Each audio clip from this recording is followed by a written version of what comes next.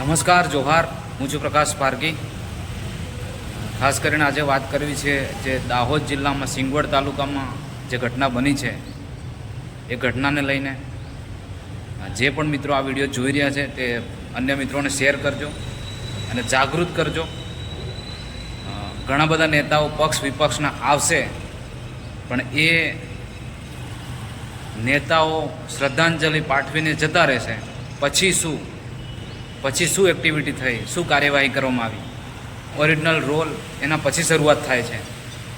તો એના માટે આપે બહાર આવવું પડશે, રૂબરૂ આપે જવું પડશે। સોશિયલ મીડિયામાં કે વિડીયો બનાવીને શેર કરવાથી કશું થશે નહીં।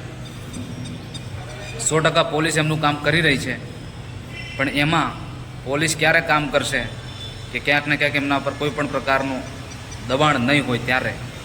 અને દબાણ ક્યારે નહીં આવે કે જો તમે એના ફેમિલીના સપોર્ટમાં જશો, જે દીકરીની હત્યા થઈ છે તેના સપોર્ટમાં જશો, તેને મળવા જશો, ઘરે જશો। સાંત્વના તો બધા જ આપણે પાઠવીએ છીએ, પણ સાંત્વના પાઠવવાથી આવનાર સમયમાં જે ઘટના બનશે એને રોકી નહીં શકાય। એના માટે આપણે આગળ આવવું પડશે।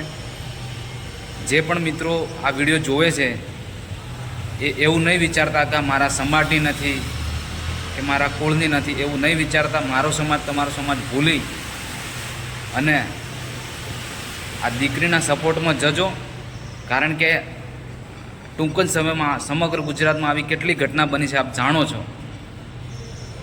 તો નેતાઓ શ્રદ્ધાંજલિ પાઠવે એના પછીની કાર્યવાહીથી શરૂઆત થવી જોઈએ। શ્રદ્ધાંજલિ પાઠવવા માટે દરેક નેતાઓ આવશે, પણ શ્રદ્ધાંજલિથી કામ પૂરું થતું નથી અને ફાંસીની સજા ના મળે ત્યાં સુધી તમારે સપોર્ટમાં રહેવું પડશે। જો યુપીમાં બુલડોઝર ફરતું હોય તો ગુજરાતમાં કેમ ના ફરાય? એના માટે આપણે મુખ્યમંત્રી સુધી રજૂઆત કરવી પડશે। રજૂઆતથી કામ નહીં ચાલે, એનું રિઝલ્ટ જોઈશે। જો રિઝલ્ટ નહીં મળે તમને, તો આવનાર સમયમાં તમારી દીકરી પણ સુરક્ષિત નહીં હોય। તો આપ સહકાર માટે આગળ આવો તે વિનંતી છે। નમસ્કાર, જોહાર।